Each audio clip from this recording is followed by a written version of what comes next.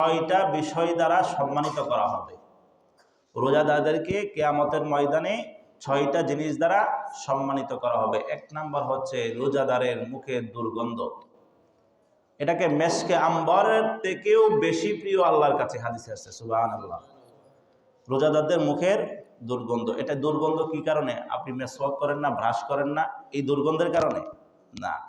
মানুষ যখন না খেয়ে থাকে তখন খাদ্যনালী থেকে একটা দুর্গন্ধ এসে মুখ দুর্গন্ধ থাকে, এই দুর্গন্ধের কথা বলা হয়েছে। এই জায়গায় অপবিত্র যে থাকে, নাপাক যে থাকে, যে খাসরামি করে, যে কি থাকে, পরিষ্কার পরিচ্ছন্ন থাকে না, তাদের কথা বলা হয় নাই। এই জায়গায় হচ্ছে যে রোজার কারণে দুর্গন্ধ, এটা আল্লাহর কাছে কিসের থেকে প্রিয়? মেশকে আম্বরের থেকে প্রিয়। এর প্রতিদান রব্বুল আলামিন নিজের হাতে দেবেন, এক নাম্বার। দুই নাম্বার বলা হয়েছে রোজা যে রাখবে তার জন্য সমুদ্রের সকল মাছ পর্যন্ত দোয়া করে, তাদের জন্য দোয়া করতে থাকে যে আল্লাহ তাদেরকে মাফ করে দিন, তাদেরকে মাফ করে দিন, তাদেরকে কবুল করুন, তাদেরকে জান্নাত নসিব করুন। এরকম করে সমুদ্রের মাছ পর্যন্ত দোয়া করতে থাকে। এই সবগুলো হাদিসের কথা। তিন নাম্বার, প্রত্যেক রোজাদারদের জন্য তাদের জান্নাতকে প্রতিদিন সুসজ্জিত করা হয়, প্রতিদিন সুসজ্জিত করা হয়। কিরকম? প্রত্যেকের জন্য আলাদা। আমি আমার ইনকাম যতটুকু হয়েছে ততটুকু জান্নাতে এটা অংশ লেগে যাবে। আপনি যতটুকু ইনকাম করেছেন এই ইনকাম অনুযায়ী আপনার জান্নাতে এটা সাজানো হবে। দুনিয়াতে সবার ঘর আছে, সবার ঘর কি একরকম? এক একজনের ঘর এক এক রকম। যে যেমন ইনকাম করে তার রুচি অনুযায়ী সেরকম করে ঘর সাজায়। ঠিক তেমনিভাবে আখিরাতের জন্য রমজানে যে বেশি আমল করতে থাকবে, প্রত্যেকেরা প্রত্যেক দিনের আমল দ্বারা তার জান্নাতটা এইভাবে সাজাতে থাকবে। সুবহানাল্লাহ। এটা তাদেরকে সম্মানিত করা হবে। তারপর 4 নাম্বার হচ্ছে এই রোজাদারদের জন্য শয়তানকে শৃঙ্খলবদ্ধ করা হয়, আটকে দেওয়া হয়, বন্ধ করে দেওয়া হয়। এটা রোজাদারদের সম্মানার্থে। কেন? যেন ইমানদার মুসলমানরা এই রমজানে নির্বিঘ্নে ইবাদত করতে পারে, শয়তান যেন শয়তানি কর্মকাণ্ডগুলা না করতে পারে। এই জন্য শয়তানকে যেদিন সূর্য ডুবে প্রথম রোজার দিন, তখন হযরত জিবরাইল আলাইহিস সালাতু ওয়াস সালামকে আল্লাহ নির্দেশ করে তুমি জমিনে যাও এবং শয়তানকে তুমি শৃঙ্খলবদ্ধ করো, তাকে আটকে রাখো যতদিন পর্যন্ত না রমজান অতিবাহিত হয়। এখন প্রশ্ন হতে পারে, যদি শয়তান বন্ধ থাকে তাহলে এই শয়তান এটা করে কে? রমজানে রমজানে কি সবাই আল্লাহর ওলি হয়ে যায়, নাকি অনেকেরটা থাকে? এটা দুরকম হতে পারে। কিছু মানুষ অভ্যাস করে নিছে, আমাকে আগে যে এটা দেওয়া হয়েছে আমি সেই অনুযায়ী চলতেছি। একটা গাড়ির স্টার্ট বন্ধ হয়ে যাওয়ার সাথে সাথেই কি এটা বন্ধ হয়ে যায়? না, অনেক দূর পর্যন্ত যায়। ব্রেক করার পরে তারপর জায়গায় বন্ধ হয়। স্টার্ট বন্ধ, এরপরও মনে করেন অনেকটা যাইব। এটা কি কারণে? তার আগের গতির কারণে। তো আপনি যে শয়তান হয়ে গেছেন, শয়তানের সাথে থাকতে থাকতে সেই গতি অনুযায়ী আপনার 1 মাস পার হয়ে যেতেছে। 2 নাম্বার কথা, আল্লাহ রাব্বুল আলামিন সূরা নাসের শেষ আয়াতে বলেন মিনাল জিন্নাতি ওয়ান নাস, যে তোমরা আশ্রয় গ্রহণ করো জিন শয়তান এবং মানুষ শয়তান। তাহলে শয়তান 2 রকম, একটা জিন শয়তান আর একটা মানুষ শয়তান। মানুষ শয়তান ওই শয়তানের কাজ করে। তো মানুষ শয়তান, আপনি যদি শয়তান হন তাহলে তার কোনো কথাই নাই, ওইভাবে চলতে থাকবেন, নিজে পথভ্রষ্ট হবেন, আরেকজনকে নিয়ে পথভ্রষ্ট হবেন। আর যদি নিজে শয়তান না হন, একটু হলেও ভালো হন, তাহলে শয়তান বন্ধু থেকে আপনাকে বিরত থাকতে হবে রমজানে। অন্যথায় ওই শয়তান বন্ধু এই শয়তানের কাজটা করে আপনাকে রমজানটা আপনার নাফরমানির মধ্যে কাটাবে। তাহলে আমাদের সৎ সঙ্গ নিতে হবে, অসৎ সঙ্গ বাদ দিতে হবে। এটা সারা বছরের জন্যই কথা, কিন্তু রমজানের জন্য বিশেষ প্রায়োরিটি। যেহেতু আপনি শয়তান থেকে বিরত আছেন, মানুষ শয়তান থেকে বিরত থাকেন। মিনাল জিন্নাতি ওয়ান নাস, মানুষ শয়তান। মানুষ শয়তান আরো বড় শয়তান, খারাপ শয়তান। দেখা যায় না, ওয়াসওয়াসা দেয়, কুমন্ত্রণা দেয়, আর মানুষ নিজের টাইনে হাত ধরে নিয়ে যাইতে পারে। এই শক্তি আছে না, কথা বইলা প্রবাহিত করতে পারে। কারণ মানুষ শয়তান থেকে আমরা বিরত থাকবো ইনশাআল্লাহ। এবং আরেকটা থাকবে, শেষ রাতে প্রত্যেক রোজাদারকে রব্বুল আলামিন মাফ করে দেন। সুবহানাল্লাহ। এটা রমজানের জন্য বৈশিষ্ট্য, রোজাদারের জন্য সম্মানিত করা হবে 6টার মাধ্যমে। এরপরে 5 নাম্বার হচ্ছে এই মাসে এমন একটা রাত দিয়েছেন যে রাতটা 1000 মাসের থেকেও শ্রেষ্ঠ। লাইলাতুল খায়রুম মিন আলফি শাহর, যে এই রাতটা 1000 মাসের থেকেও শ্রেষ্ঠ। এটা কি মাসে? রমজান মাসে। এই 6টা সম্মানে রোজাদারকে সম্মানিত করা হবে। তাহলে এই সম্মান যদি আমরা পেতে চাই, এই মর্যাদা যদি আমরা লাভ করতে চাই, তাহলে রমজানকে কদর করতে হবে, রমজানকে অসম্মান করা যাবে না, রমজানকে রমজানের মতো করে চলতে হবে। এটা আপনাদের জানা আছে না, কি করা যাবে কি করা যাবে না, কি কাজগুলো করতে হয়, কোন কাজগুলো বর্জন করতে হয়। এগুলো যদি করতে পারি, আশা করা যায় রব্বুল আলামিন আমাদেরকে এগুলা দিবেন। কিভাবে দিবেন, কে দিবেন, এগুলো গত জুমায় বলছি। হ্যাঁ, আসৌমুলি ওয়ানা আজজিবি, রমজান আমার, রোজা আমার, এর প্রতিদান আমি নিজে দেব। সবগুলোর প্রতিদান কে দেবেন? আল্লাহ রব্বুল আলামিন দিবেন। এবং অসংখ্য ফজিলতপূর্ণ আয়াত হাদিস আছে, কিন্তু রমজানে এতগুলা বলার সময় হচ্ছে না। ইনশাআল্লাহ ধাপে ধাপে আমরা হয়তো বলবো। তো আমরা এটা এখন শান্তির বার্তা শুনলাম না, যে আমাদের রোজা রাখলে এই দিবে, সেই দিবে, সেই দিবে, সেই পাবো। অনেক ফজিলত আছে, ক্ষমা করে দেওয়া হবে, মাফ করে দেওয়া হবে, জান্নাত দেওয়া হবে, মর্তবা বৃদ্ধি করা হবে। আর কি, আমাদেরকে যদি না রাখি তাহলে শাস্তিও তো আছে, যেটার জন্য বেনিফিট বেশি সেটার জন্য শাস্তি বেশি। তাহলে আমরা যদি রোজা না রাখি তাহলে আমাদের শাস্তি কি হবে? কেমন শাস্তি? রাসূল আকরাম সাল্লাল্লাহু আলাইহি ওয়াসাল্লাম হাদিস থেকে শোনা যায়, রাসূল আকরাম সাল্লাল্লাহু আলাইহি ওয়াসাল্লাম একদিন ঘুমাইছেন, স্বপ্নের মধ্যে দেখতেছে যে রাসূল বলেন, আতানি মালাকান, আমার কাছে দুইজন ফেরেশতা আসলো স্বপ্নের মধ্যে। দুইজন ফেরেশতা এসে আমাকে, একজন ডান হাতের বগলে ধরলো, আরেকজন বাম হাতের বাহুতে ধরলো, আমাকে উঠাইয়া নিতে লাগলো। রাসূল জিজ্ঞাসা করলেন, তোমরা কারা? বলে, আমরা ফেরেশতা। যে কোথায় নিবা? চলেন আমাদের সঙ্গে। রাসূল চলতে লাগলেন, বাহুতে ধরে নিতে নিতে এক দুর্গম পাহাড়ের কাছে নিয়ে দাঁড় করালেন। রাসূল উপর দিকে তাকায় দেখে অনেক দুর্গম পাহাড়, এটার উপর সম্ভব না। পিছন থেকে ফেরেশতারা বলতেছে, ইয়া রাসূলুল্লাহ, ইয়া হাবিবাল্লাহ, আপনি পাহাড়ে উঠুন, আরোহণ করুন। রাসূল বলেন, না, আমি পারবো না। ফেরেশতারা বলে, আমরা আপনাকে সাহায্য করব, আপনি উঠুন। রাসূল সাল্লাল্লাহু আলাইহি ওয়াসাল্লাম দুজন ফেরেশতার সাহায্যের মাধ্যমে ওই পাহাড়ে উঠলেন। পাহাড়ের চূড়ায় ওঠার পরে শুনতে পেলেন বিশাল গর্জন আওয়াজ, শুনতে পেলেন মানুষের চিৎকার চেঁচামেচি। শুনতে পাওয়ার পর রাসূল জিজ্ঞাসা করলেন, ও ফেরেশতার দল, তারা কারা?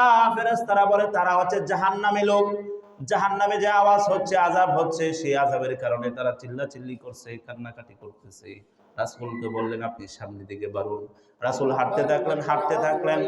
এক জায়গায় গিয়ে দেখলেন যে রাসূল আকরাম সাল্লাল্লাহু আলাইহি সাল্লাম লক্ষ্য করলেন কিছু মানুষ, একদল লোক, যাদের পা গুলা হচ্ছে উপরে, মাথাগুলা হচ্ছে জমিনে উপর দিকে ঝুলানো হয়েছে।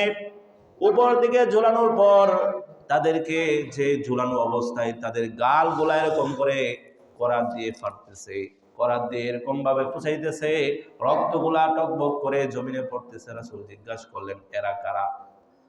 ফেরেশতারা উত্তর করলেন, এরা হচ্ছে তারা যারা রমজান মাসে রোজা রাখে নাই। এরা হচ্ছে তারা, রমজান মাসে যারা রোজা রাখে নাই, তাদের শাস্তি কি ভয়ঙ্কর, অনেক ভয়াবহ শাস্তি, তাদের জন্য কঠিন শাস্তির ব্যবস্থা আছে। রাসূল সাল্লাল্লাহু আলাইহি ওয়াসাল্লাম এরকম বার্তা শুনে বোঝাতে চাইলেন, দেখো, তোমরা যদি রোজা না রাখো তাহলে তোমাদের জন্য এরকম শাস্তি অবধারিত থাকবে, নির্ধারিত থাকবে। সুতরাং আমরা যারা রোজা রাখতেছি না, একটু খেয়াল করেন, চিন্তা করেন, ফিকির করেন, এরকম শাস্তি সম্মুখীন আপনি হতে পারবেন কিনা। যদি না করেন তাহলে অনুগ্রহ করে রোজাগুলা আপনি রাখেন। যদি না করেন তাহলে আপনার সঙ্গে আচরণ করা হবে, আপনার পা গুলা উপরে বাঁধা হবে, মাথাটা জমিনে থাকবে, আপনার গালগুলা করাত দিয়ে কাটা হবে। এরকম ভাবে কিয়ামত পর্যন্ত, হ্যাঁ, আপনার শাস্তি হতে থাকবে যতদিন পর্যন্ত বিচার না হয়। যেন মোহতারাম হাজিরিন, এই রোজা যদি আমরা না রাখি তাহলে আমাদের এই আযাবগুলা হতে থাকবে। এই আযাব থেকে পরিত্রাণ চাওয়া দরকার। রোজাগুলো আদায় করবো তো ইনশাআল্লাহ। যারা ঠুনকো অজুহাতে রোজাগুলো ভেঙে ফেলছি, রাখতেছি না, অবহেলতা করছি, গাফলতি করছি, তাদের জন্য এই শাস্তি নির্ধারিত থাকবে। তো আমরা এই শাস্তি থেকে বাঁচার উপায় একমাত্র রোজা রাখা। আমরা রোজা রাখবো ইনশাআল্লাহ। রোজা রাখার পর আমরা ইফতার করি না, বিষয় বেশি, সময় কম, এই জন্য সংক্ষেপে বলবো। রোজা রাখার পর ইফতারি করি কিনা? এই ইফতারি যে করি এর মধ্যেও সব নিহিত রাখছেন, সুবহানাল্লাহ। মুমিনের প্রত্যেকটা কাজের মধ্যে সব। দেখেন, আপনি খাইবেন না, উপবাস থাকবেন আল্লাহর নির্দেশে, আপনার জন্য সব। আবার আল্লাহর নির্দেশে খাইবেন, আপনার জন্য সওয়াব। রাসূল সাল্লাল্লাহু আলাইহি সাল্লাম বলেন, যে ব্যক্তি একজনকে ইফতার করাবে তার গুনাহগুলো আল্লাহ মাফ করে দিবেন। সুবহানাল্লাহ। যে ব্যক্তি একজনকে ইফতার করাবে তাকে মাফ করবেন, সাথে সাথে ওই রোজাদারের সমপরিমাণ সওয়াবের অংশীদার হবেন। সুবহানাল্লাহ। এখন আপনার মনের মধ্যে একটা আইছে না যে হায় হায় আমি তো খাওয়াই পারি না, আমার তো ওই সামর্থ্য নাই, আছে না এরকম একটা, আমি খাওয়াই পারি না। তো এই কথাটা যখন রাসূল আকরাম সাল্লাল্লাহু আলাইহি সাল্লাম সাহাবীদেরকে বলতেছে, তখন সাহাবীরা জিজ্ঞাসা করলেন, ইয়া রাসূলুল্লাহ, আমাদের তো এই সামর্থ্য নাই যে একজন মানুষকে তৃপ্ত সহকারে পেট ভরে ইফতার করাবো। রাসূল বলেন, শোনো, যে ব্যক্তি একজনকে শুধু পানি দিয়ে, এক গ্লাস পানি দিয়ে ইফতার করালো অথবা একটি মাত্র খেজুর দ্বারা ইফতার করালো, সেও ওই রোজাদারের সমপরিমাণ সওয়াব পাবে। সুবহানাল্লাহ। তাহলে এই কাজটা তো আমরা করতে পারবো। যখন রোজাদার বসে থাকে, আপনি এই একটা জগ ভর্তি পানি এনে রাখেন, তাকে খাওয়ান, আপ্যায়ন করেন, আপনি এই সওয়াব পেয়ে যাবেন।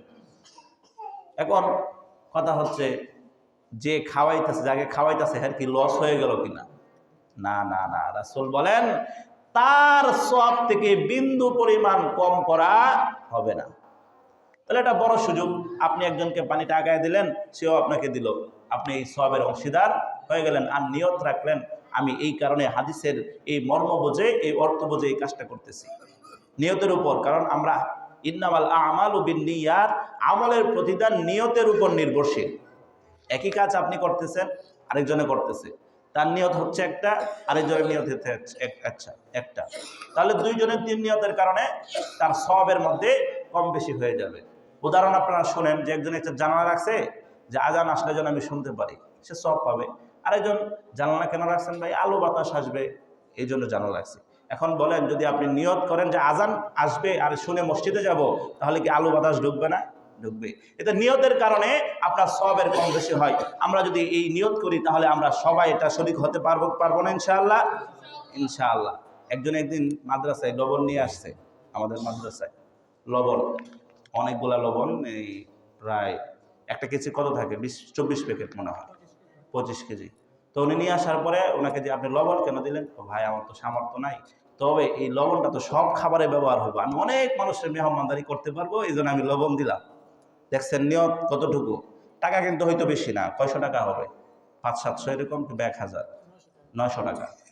তাহলে দেখেন তাদের নিয়তের মধ্যে কত। মানুষ যত ফিকির করবে আখেরাত নিয়ে, তাকে মানুষ তত আগে বাড়তে পারবে। তার সুন্দর ফিকির না, এই লবণগুলা প্রায় 6 মাস 1 বছর চলবে, প্রত্যেকের সময় ব্যবহার হবে, সে নিয়ত অনুযায়ী সে সব পাইতে থাকবে। আমরা হয়তো এই জিনিসটা অনুধাবন করবো না, কিন্তু সে তার মাথার মধ্যে তো আছে।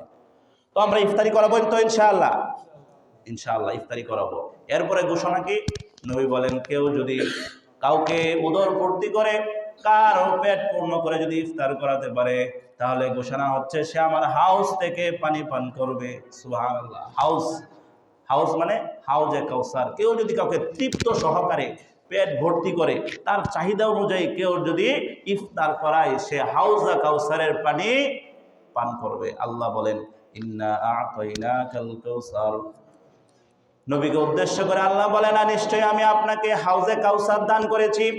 হাউজে কাউসার এমন এক পানি, যেদিন হাসরের ময়দানে সূর্যটা মাথার উপর চলে আসবে, মানুষ ঘামের সাগরে হাবুডুবু খেতে থাকবে, আল্লাহর আরশের ছায়া ছাড়া আর কোনো ছায়া থাকবে না। ওই সময় মানুষ তৃষ্ণার্ত হবে, কিন্তু কেউ তাকে তৃষ্ণা নিবারণের জন্য পানি দেবে না। রাসূল বলেন, ওই সময় তোমাদেরকে আমি হাউজে কাউসারের পানি পান করাবো। হাউজে কাউসারের পানির দ্বারা কি হবে? লাভটা কি হবে? যে কবর থেকে উত্থিত হওয়ার পর জান্নাতে যাওয়ার আগ পর্যন্ত কোনো মুসলমানের তৃষ্ণা লাগবে না। এটা যে হাউজে কাউসারের বৈশিষ্ট্য। তাহলে এই পানি আমরা পান করতে চাই না? হ্যাঁ, বর্তমান সময়ে 20 জন মানুষকে ইফতারি করতে আহামরি টাকা লাগে না। মানুষের চাহিদা কি এখন বলেন? মানুষের চাহিদা কি? যদি সে 2টা খেজুর পায়, খুশি, সাথে 1 গ্লাস শরবত, এরপরে বুট মুড়ি, এটাই তো চলতেছে, এটাই তো ইফতারির আমাদের প্রচলন।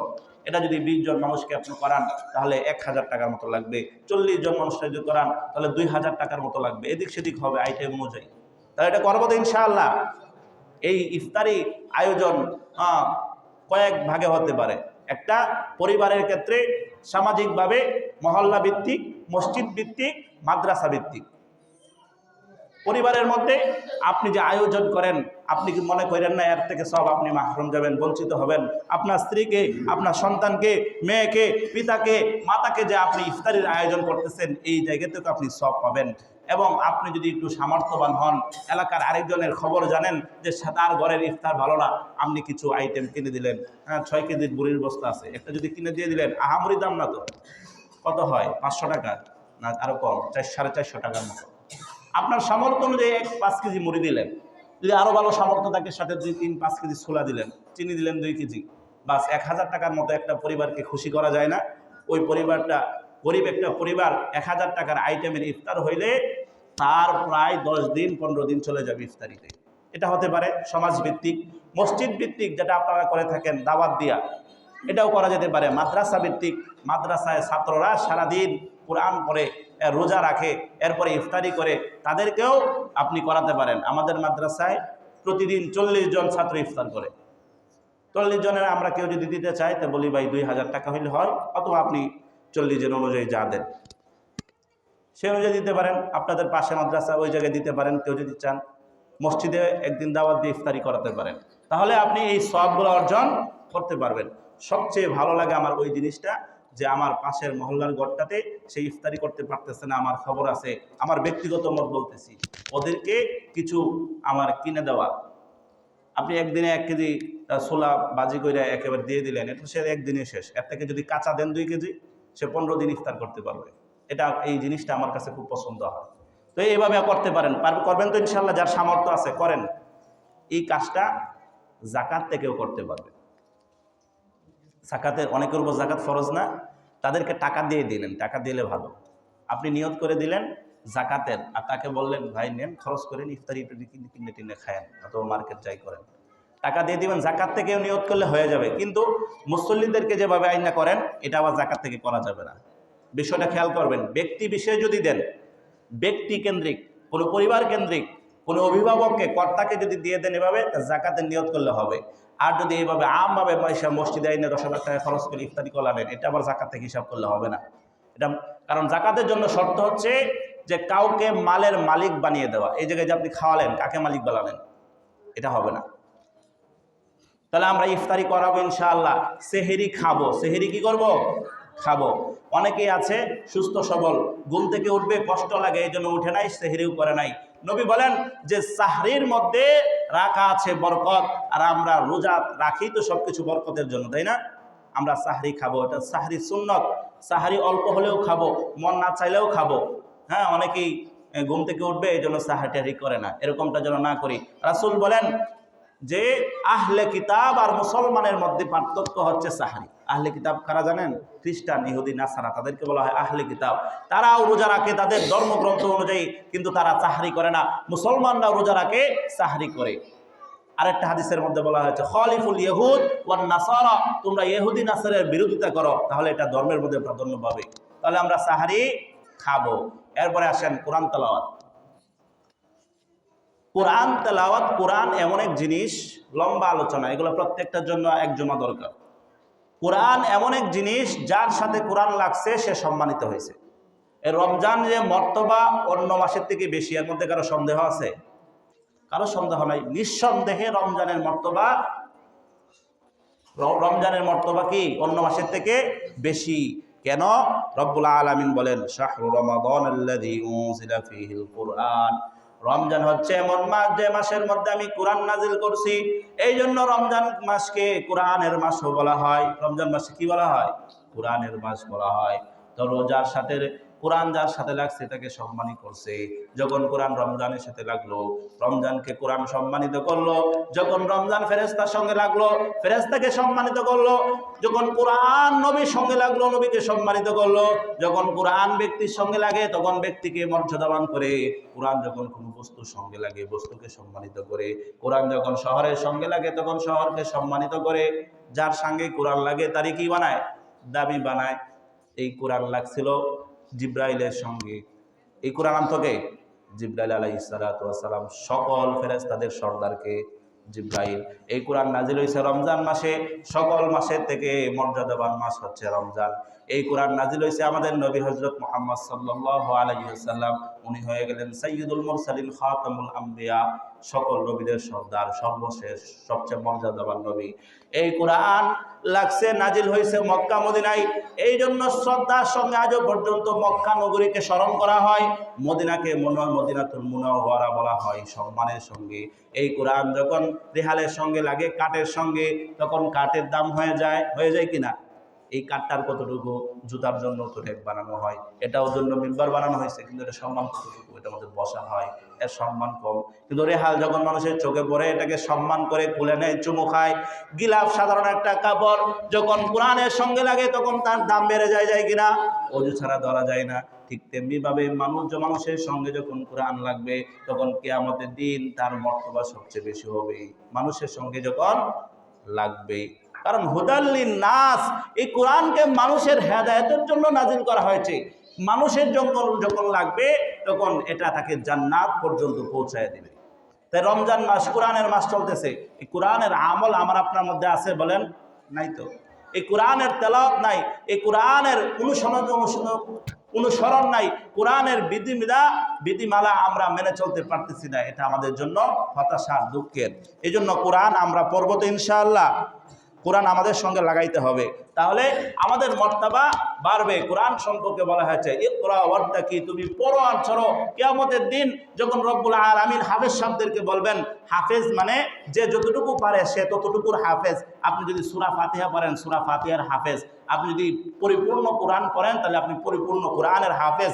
হাফেজদেরকে বলা হবে ইকরা ওয়াত্তাকি, তুমি চলো আর পড়ো। কোন পর্যন্ত? এই পর্যন্ত, যে পর্যন্ত তুমি তেলাওয়াত করবে তোমার জান্নাতের ঠিকানা ওই পর্যন্তই হবে। আমি 7 আয়াত পড়ার পরে যদি আমার শেষ হয়ে যায়, জান্নাতে আমার আসন হবে 7ম তলায়। আর যদি আপনি হাফেজ হন, তাহলে কোরআনের আয়াতগুলো পড়তে থাকবেন। যত আয়াত পড়বেন আপনার মর্তবা ততবার জায়গায় বাড়তে থাকবে। যে জায়গায় আপনার মুখস্থ আয়াত শেষ, ওই জায়গায় আপনার তালা শেষ, মর্তবা শেষ। হ্যাঁ, যত বেশি পড়তে থাকবেন তত আপনার মর্তবা বাড়তে থাকবে, বাড়তে আপনার টেম্পার শেষ, ওই জায়গার মর্তবা আপনার ওই জায়গায় হবে। কোরআনের হাফেজদের মর্তবা কিয়ামতের দিন জান্নাতের সর্বোচ্চ মাকামে হবে। আর আমার আপনার মর্তবা, যদি সূরা ফাতিহা শুধু জানেন তাহলে 7 তলা পর্যন্ত হবে। এর সঙ্গে সূরা না যদি জানেন, এর সঙ্গে কয়টা আয়াত এটা যোগ হবে। যদি 10টা সূরা জানেন, 10টা সূরা পর্যন্ত আপনার সীমাবদ্ধ থাকবে। তা কোরআন পড়ার দরকার আছে না নাই? আছে।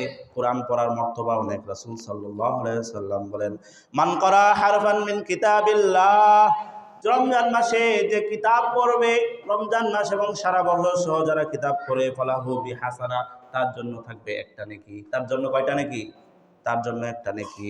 ওয়াল হাসানাতু বিআশরি আমসালিহা, আর প্রত্যেক নেকি হবে 10 নেকির সমান। কয় নেকির সমান? যে প্রত্যেকের জন্য থাকবে একটা নেকি, প্রত্যেক নেকি হবে 10 নেকির সমান।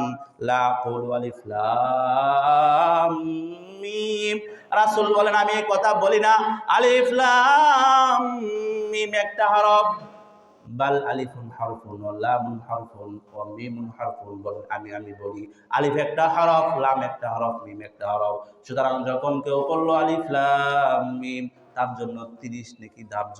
কয় নেকি? 30 নেকি। রাসূল ভাইগা বলতেছে যে আলিফ লাম মিম এটা একটা শব্দ, কিন্তু রাসূল বলেন এই পুরাটা মিলে একটা বর্ণ নয়, একটা অক্ষর নয়, বরং আলিফ একটা অক্ষর, লাম একটা অক্ষর, মিম একটা অক্ষর। আলিফের জন্য 10, লামের জন্য 10, মিমের জন্য 10, তাহলে কত হইল? 30। এটা স্বাভাবিকভাবে সারা বছরের কথা। এরপর রমজানের জন্য কথা কি? রমজানের জন্য বলা হয় 10 থেকে 700 পর্যন্ত রব্বুল আলামিন বৃদ্ধি করবেন। আরেক হাদিসে আসছে রমজানের জন্য কি 10 থেকে 700 পর্যন্ত আমরা ধরে নিব অসংখ্য অগণিত নিয়াকে আল্লাহ রাব্বুল আলামিন প্রতি বর্ণের বিনিময়ে দিবেন। যেহেতু 10 থেকে 700 বলছে, তার মানে কেউর জন্য 11, 12, 13, 14, 15, 200, 300, 500, 700 পর্যন্ত স্টেশন। তাহলে মাঝখানে প্রত্যেকের আমল অনুযায়ী প্রত্যেকে নেকি পাবে। তাহলে এই নেকি কখন পাবে? পড়লে না পড়লে? হ্যাঁ, পড়লে। তাহলে এখন যদি জিজ্ঞাসা করি, ভাই আজকে তো 9 রমজান, কে কয় পারা পড়ছেন? 1 পারা পড়ছেন না, এরকম মানুষ আছে। মানে কেউ পড়ার নিয়ত নাই, নিয়তও করছেন না, পড়তেনও না, এরকম মানুষ অর্ধেক পাওয়া যাবে না? আমার মনে হয় এরকম অর্ধেক পাওয়া যাবে, যে এই পর্যন্ত নিয়ত করেন নাই যে কোরআন শরীফ পড়বেন রমজানে। মাশাআল্লাহ অনেকে পড়ে, কেউ 1 খতম দেয়, কেউ 2 খতম দেয়। এই ক্ষেত্রে কিন্তু মা বোনরা আমাদের থেকে আগিয়া, ওরা কমপক্ষে কষ্ট করে হলেও 1 খতম পড়েই দেখতেছি, এটা আমার অভিজ্ঞতা। রোজা রাখার ক্ষেত্রে মা বোনরা আগায়া থাকে, কোরআন পড়ার ক্ষেত্রে মা বোনরা আগায়া থাকে, আর বাকি নামাজের ক্ষেত্রে মহিলাদের একটু গাফলতি হয়। বাচ্চাদের কারণে অজুহাত দেয়, বিভিন্ন কারণে, সংসারের কারণে অজুহাত দেখায় পড়তে পারে না। কিন্তু এই দিক থেকে মা বোনরা আগায়, আর আমরা পুরুষরা পিছায় আছি। তো 9 রমজান চলে গেছে, এখন যদি ইচ্ছা করেন কাল থেকে শুরু করবেন তাহলে পারবেন না। যে পড়তে পারে না, মানে ধীরে ধীরে পড়ে আর কি, পড়তে পারে না বলতে আস্তে আস্তে পড়ে, সে 1 ঘন্টা 1 পারা পড়তে পারে। তো প্রতিদিন যদি আপনি, যেহেতু 9 রমজান চলে গেছে, 1.5 ঘন্টা করে সময় দেন, তাহলে কি পারবেন না এক খতম কোরআন করার জন্য? হ্যাঁ, যদি এটাও না পারেন তাহলে আপনার মর্তবত বাড়লো না, এই রমজান আপনাকে আগায় দিতে পারলো না, আপনি আগাইতে পারলেন না, সুযোগ পায় হাতছাড়া করলেন সবকিছু। তো করবেন তো ইনশাআল্লাহ। গত জুমায় আমি 5 মিনিট বসছিলাম, অন্য দিনের থেকে বেশি সময় দেখলাম কয়েকজন যুবক বসছে কোরআন নিয়ে, আমার কাছে খুব ভালো লাগছে। এদিকে 2 জন বসলো, এদিকে 2 জন বসলো, ওইদিকে 1 জন বসছে, 4-5 জন বসছে। এই দৃশ্যটা খুবই আনন্দদায়ক। এবং কিভাবে পড়তে হবে? শুদ্ধ করে পড়তে হবে। কিভাবে পড়তে হবে ভাই? শুদ্ধ করে। শুদ্ধ কথা বললে তো একদম হতাশা।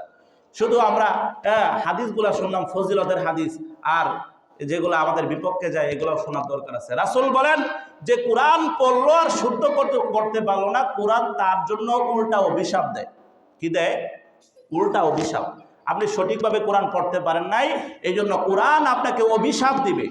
আপনি কোরআন পড়ছেন আলামা তারাফি, এভাবে পড়ে অধিক সময় পড়ে না, আমি শুনছি অনেকে পড়ে এরকম করে। এরকম করে আপনি চেষ্টা করতে পারেন শেখার জন্য, কিন্তু আপনি এই জায়গায় থেমে গেছেন আর শিখতেছেন না, তাহলে কোরআন উল্টা আপনাকে অভিশাপ দিবে। কারণ কোরআন যেভাবে পড়ার দরকার ছিল এভাবে পড়তে পারেন নাই। একজনে অনেক মর্তবা